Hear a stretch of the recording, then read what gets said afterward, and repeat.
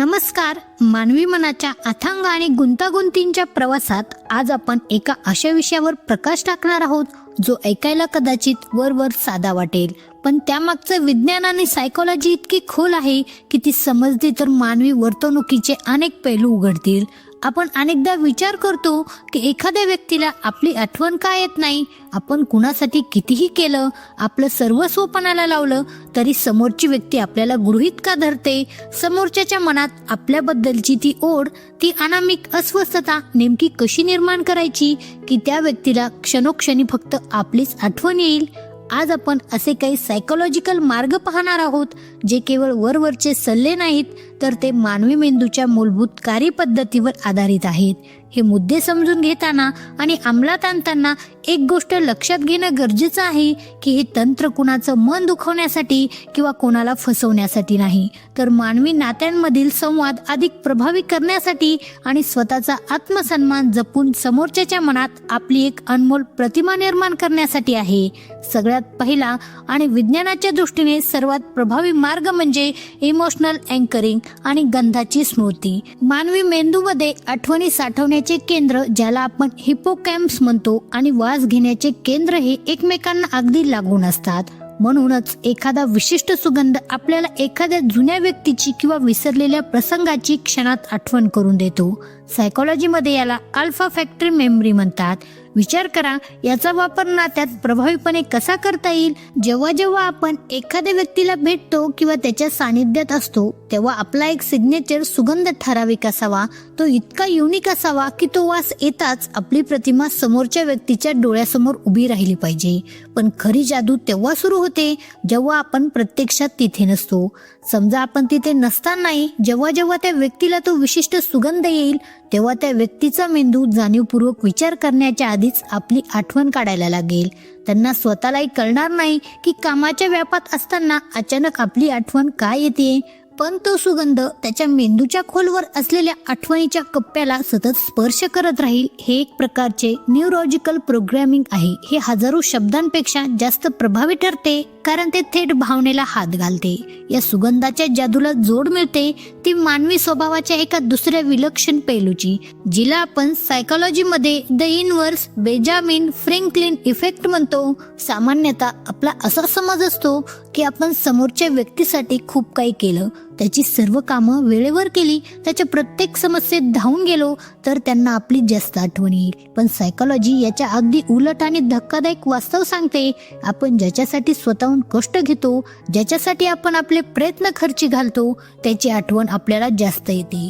जेव्हा आपण समोरच्या व्यक्तीला आपल्यासाठी एखादं अगदी छोटं काम करायला सांगतो किंवा एखादा महत्वाचा सल्ला विचारतो तेव्हा त्याच्या मनात एक सूक्ष्म सायकोलॉजिकल प्रक्रिया सुरू होते. समोरच्या व्यक्तीचा इगो सुकावला जातो आणि त्या व्यक्तीचा मेंदू स्वतःला एक तर्क देतो की मी या व्यक्तीसाठी वेळ काढलाय, मी या व्यक्तीसाठी माझे विचार आणि कष्ट घेतलेत, याचा अर्थ ही व्यक्ती माझ्यासाठी खरंच खूप खास आहे.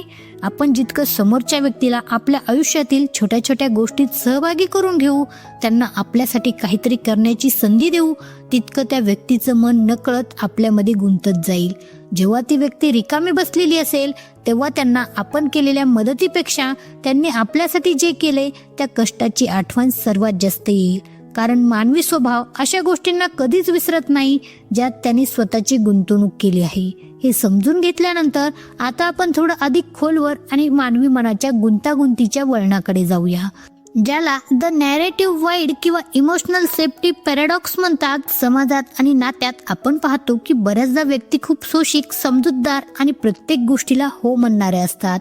त्यांना मनापासून वाटतं की असं वागल्याने समोरच्याला आपली किंमत कळेल, पण सायकोलॉजिकल वास्तव याच्या पूर्णपणे विरुद्ध आहे. जी व्यक्ती नेहमी उपलब्ध असते आणि जी प्रत्येक गोष्टीला संमती देते तिला मानवी मेंदूद्वारे खूप लवकर गृहीत धरले जाते. मानवी मेंदूला आव्हाने प्रचंड आवडतात. जेव्हा आपण समोरच्या व्यक्तीच्या एखाद्या चुकीच्या विचाराला किंवा अवास्तव मागणीला ठामपणे नाही म्हणतो तेव्हा आपण त्याच्या आयुष्याच्या नेहमीच्या प्रवाहामध्ये एक अडथळा निर्माण करतो. आपलं ते नाही म्हणणं थेट त्याच्या इगोला स्पर्श करतं. रात्री शांतपणे झोपताना ती व्यक्ती दिवसभराच्या गोड बोलण्यापेक्षा आपण दिलेल्या त्या वैचारिक धक्क्याचा विचार जास्त करेल. या व्यक्तीने मला असं कसं म्हटलं, माझ्या मताला विरोध करण्याची हिंमत सुरुवात कशी झाली हा प्रश्न त्याच्या डोक्यात चक्रावून टाकेल. आपण त्याच्यासाठी एक गूढ बनता, एक असं कोडे जे त्यांना सोडवायचं असतं, आणि हे कोडे सोडवण्याच्या नादात ती व्यक्ती आपली इतकी आठवण काढते की त्यांना स्वतःलाही कळत नाही की ते आपल्या विचारांच्या विळख्यात अडकले आहेत. या वैचारिक संघर्षासोबतच एक अत्यंत कळीची गोष्ट म्हणजे डोपामाइन लूप आणि इंटरमिटंट रिइन्फोर्समेंट हे तंत्र मानवी मेंदूला एखाद्या गोष्टीचे व्यसन लावण्यासारखे काम करते. एखादी व्यक्ती एखाद्या खेळात किंवा प्रक्रियेत का अडकते? कारण तिला कधीच खात्री नसते की पुढच्या वेळी काय घडणार आहे. जर प्रत्येक वेळी सारखाच निकाल मिळाला असता तर रस संपला असता. नात्यातही हीच अनिश्चितता आकर्षण टिकून ठेवते.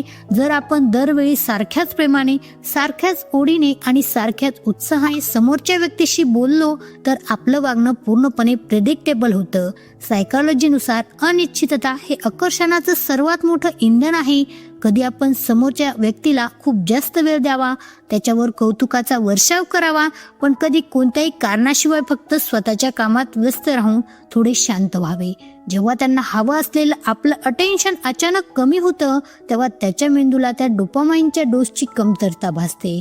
ते पुन्हा ते जुनं प्रेम आणि तेच अटेन्शन मिळवण्यासाठी आतून अस्वस्थ होतात. हे मानसिक गोंधळ त्यांना शांत बसू देत नाही. काल तर सगळं किती छान होतं, आज ही व्यक्ती इतकी शांत का वागते? हा विचार त्यांना वारंवार आपले जुने संवाद वाचायला, आपले फोटो बघायला भाग पाडतो. ही अस्थिरताच त्यांना आपल्या आठवणीच्या जवळ घेऊन जाते. इथून पुढे आपण एका अशा टप्प्यावर येतो जो प्रचंड प्रभावशाली आहे. तो म्हणजे मेमरी पीक बायस आणि मिरर न्यूरॉन्सचा वापर. मानवी स्मरणशक्ती ही रेकॉर्डिंग सारखी नसते, ती फक्त काही महत्वाच्या क्षणांना साठवते. आपण समोरच्या व्यक्तीच्या मनात अशा काही गोष्टीची आठवण पेरून देऊ शकतो ज्या त्यांना सतत विचार करायला लावतील. उदाहरणार्थ, गप्पांच्या ओघात त्यांना अगदी सहजतेने विचारा की तुम्हाला आठवतंय का, आपण एकदा त्या एका विषयावर खूप वेळ बोललो होतो आणि तुम्ही मला तुमची एक खूप वैयक्तिक गोष्ट सांगितली होती. जेव्हा ती व्यक्ती गोंधळून म्हणेल की नाही, मला तर असं काही आठवत नाहीये, तेव्हा आपण फक्त एक स्मित हास्य करावं आणि म्हणावं, असो, कदाचित मी कुणा दुसऱ्या जवळच्या व्यक्तीशी त्या दिवशी बोलले असेल किंवा मला स्वप्न पडलं असेल. सोडून द्या तो विषय. हे वाक्य तिथेच थांबून लगेच विषय बदलून टाकावा. आता खरी गंमत सुरू होईल. त्या व्यक्तीच्या डोक्यात एक वैचारिक वादळ सुरू होईल. या व्यक्तीने कुणाशी तरी ही गोष्ट शेअर केली आहे का? माझ्याशिवाय यांच्या आयुष्यात असं कोण आहे ज्यांच्याशी इतके खोलवर बोलतात? ही सूक्ष्म भीती मिश्रित कुतूहल त्यांना आपली आठवण काढायला प्रवृत्त करते. आपली जागा त्यांच्या आयुष्यात किती महत्वाची आहे याची जाणीव त्यांना याच मानसिक असुरक्षिततेतून व्हायला लागते. मानवी मेंदू दोन गोष्टींमधील फरकावर अधिक लक्ष देतो, ज्याला कॉन्ट्रास्ट प्रिन्सिपल म्हणतात. जर आपण सतत एकाच लयीत वागलो तर आपली किंमत कमी होते, पण जर आपण आपल्या वागण्यात आणि उपलब्धतेमध्ये एक विरोधाभास निर्माण केला तर आपली उपस्थिती अधिक प्रकर्षाने जाणवते. याला स्कॅर्सिटी ऑफ ॲक्सेस असेही म्हणतात. ज्या गोष्टी सहज मिळतात त्याची किंमत मानवी मेंदूला कधीच कळत नाही. जेव्हा आपण समोरच्या व्यक्तीला आपल्या वेळेसाठी आणि उपस्थितीसाठी थोडी प्रतीक्षा करायला लावतो तेव्हा आपली किंमत त्याच्या नजरेत कित्येक पटीने वाढते. ही प्रतीक्षा त्याच्या मनात आपल्याबद्दलची ओढ निर्माण करते. ही ओढ म्हणजे ती आठवण जी त्यांना दिवसभर अस्वस्थ करते. आणि या सर्वांचा शेवट ज्या मुद्द्याने होतो तो म्हणजे द एक्झिट नोट इफेक्ट, किंवा ज्याला सायकोलॉजीमध्ये आपण ओपन लूप म्हणतो. आपण एखादा चित्रपट पाहतो आणि त्याचा शेवट जर दिग्दर्शकाने अर्धवट किंवा सस्पेन्स मध्ये सोडला तर आपण त्याबद्दल आठवडाभर चर्चा करतो. हेच तत्व आपल्याला संवादात वापरायचं आहे. जेव्हा आपण बोलणं सर्वात जास्त रंगात आलेलं असतं, जेव्हा दोघंही खूप आनंदी असतात आणि संवाद अगदी उत्कंठ वळणावर असतो, तेव्हाच अचानक मला एक अत्यंत महत्वाचं आणि तातडीचं काम आठवलंय, आपण नंतर बोलूया असं म्हणून तो संवाद तिथेच थांबवावा. संवादाचा शेवट कधीही रडत खडत किंवा तक्रारी करत करू नका, तर तो अशा एका हाय पॉइंटला करा जिथे समोरच्या व्यक्तीला अजून खूप काही बोलावंसं वाटतंय. आपण तिथून निघून गेल्यावरही त्या अपूर्ण राहिलेल्या संवादाचा आवाज त्याच्या मनात तासनतास वाजत राहील. मानवी मेंदूला अर्धवट माहिती पूर्ण करण्याची सवय असते, त्यामुळे तो मेंदू त्या ओपन लूपला बंद करण्यासाठी आपल्या पुढच्या संवादाची आतुरतेने वाट पाहत राहील. जोपर्यंत आपलं पुढचं बोलणं होत नाही तोपर्यंत त्याच्या जगाच्या केंद्रस्थानी फक्त आणि फक्त आपलाच विचार असेल.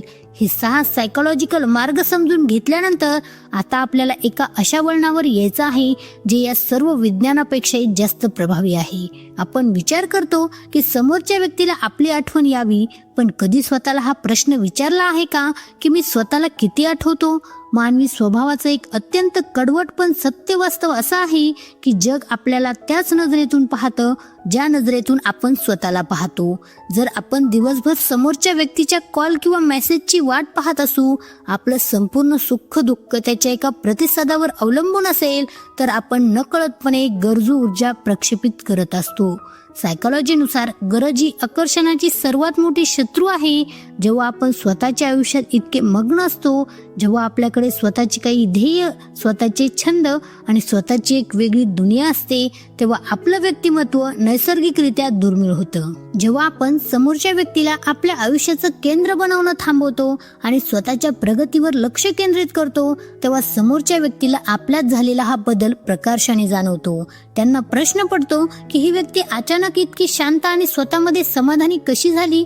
हे कुतूहलच त्यांना आपल्याकडे खेचून आणतं. आठवण येणं ही केवळ एक मानसिक प्रक्रिया नसून ती आपल्या अस्तित्वाच्या ऊर्जेचा परिणाम आहे. ज्या व्यक्तीला स्वतःच्या एकटेपणाची भीती वाटत नाही, जी व्यक्ती स्वतःच्या सहवासात आनंदी राहू शकते, ती व्यक्ती जगासाठी सर्वात जास्त चुंबकीय ठरते. म्हणूनच हे मार्ग वापरताना केवळ समोरच्याच्या मनात जागा मिळवण्याचा विचार करू नका, तर स्वतःच्या मनात स्वतःची एक अढळ जागा निर्माण करा.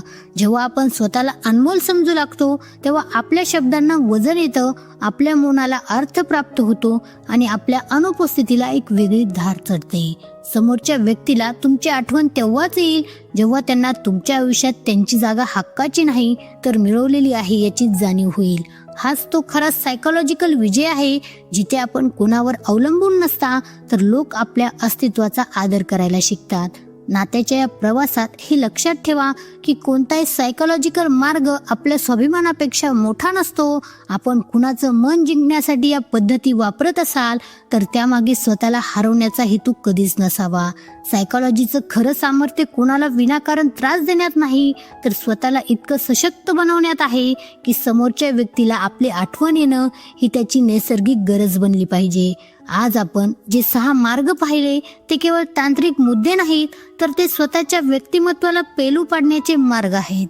स्वतःची एक रहस्यमयता जपून ठेवा, स्वतःच्या वेळेची किंमत करा आणि सर्वात महत्त्वाचं म्हणजे कोणाच्याही आठवणीत जगण्यापेक्षा स्वतःच्या स्वाभिमानाने जगायला शिका.